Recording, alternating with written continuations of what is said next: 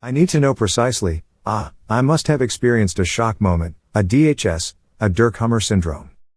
And I must understand what a shock is, what a biological conflict is in the first place. And of course, I have to have understood about tracks and the rest of the basics. That's why it's tedious to study and gain an overall understanding of Germanische Heilkunde. Still, it's also very satisfying, especially when you can help yourself or your family members to get well again. That's the true application of Germanische Heilkunde, that's the woe. The great amazement, the unleashing of the mind. It's very satisfying. Of course, it also makes spectacular situations unspectacular.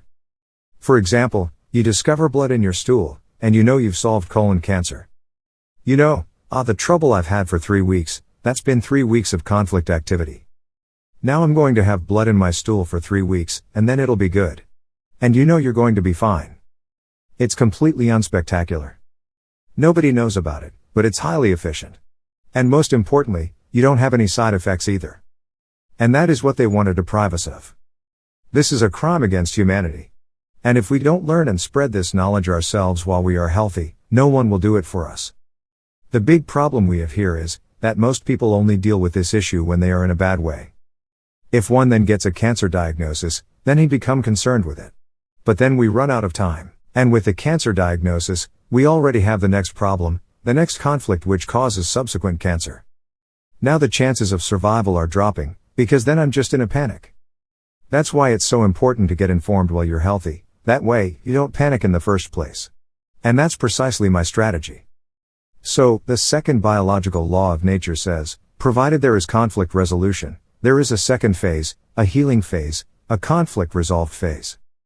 And with conflict resolution our vegetative system inevitably switches from lasting stress to lasting rest. I resolve the conflict, and the stone falls from my soul, inevitably.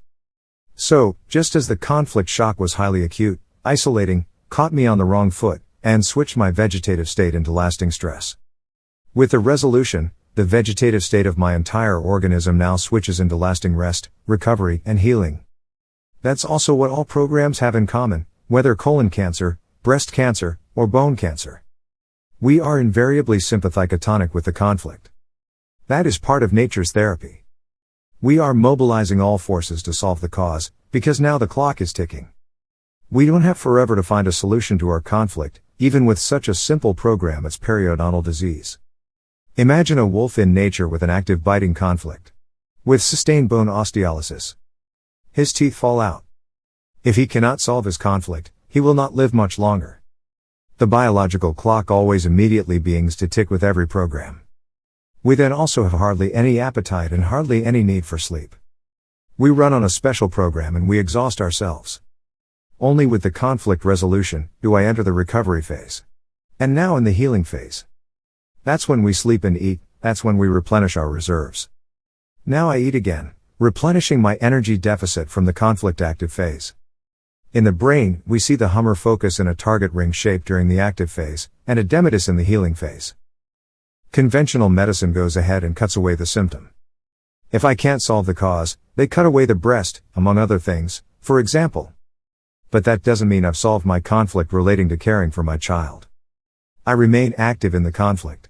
And this is how we end up with the success results of conventional medicine, that you know.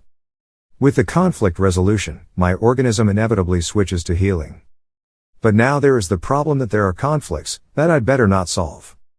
If a territorial loss conflict was active for 9 months, if I solve it, I will have a fatal heart attack. Or let's say, for example, I had a traffic accident at the age of 20, and suffered a scare-fright conflict involving my larynx. And then I had stored driving a car as a track. So that driving keeps the conflict alive for me.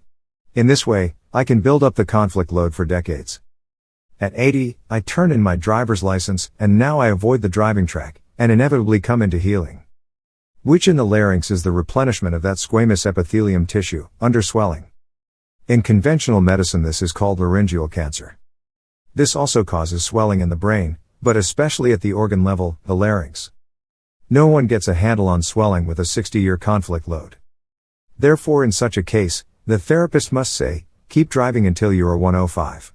Don't resolve this conflict. Germanische Heilkunde is not always about resolving every conflict in every circumstance. There are conflict loads that are so large, that if we resolve them, we can't possibly survive the healing phase. In these cases, I have to advise you stay on track. You must not resolve that conflict. But we have to know this in advance. Otherwise, we see the usual story these days of the 80-year-old, who gives up his driver's license, and 30 days later he is diagnosed with throat cancer. Then they just say, yeah, cancer, that's what you die of. And who knew that this has to do with driving a car, or especially that the cause was the traffic accident decades ago? No one has realized that yet. But we could detect all this in advance. The optimal precautionary examination would be a brain CT. Once something bad happens, you do a brain CT. Then you can see, did something happen? Did nothing happen? This lets us know in advance how to behave wisely. If, for example, someone had a traffic accident at age 20, he now knows, oops, I suffered a scare-fright conflict back then. At 30, he does another brain CT and now knows. Aha! That scare-fright conflict is still active. Then he also knows, when he's 80, that if he gives up his driver's license now, it will be fatal. He can decide, in this situation, I'd rather continue driving the car. With this knowledge, we can consciously control the body. We can decide for ourselves, do I come into healing or not? If I continue to stay on the track, I will remain conflict active. Now trying explaining this to a conventional doctor. He'll tell you that you're crazy. But that's how it works. Germanische Heilkunde is considered the greatest discovery in the history of humanity, by those people who have understood its underlying principle.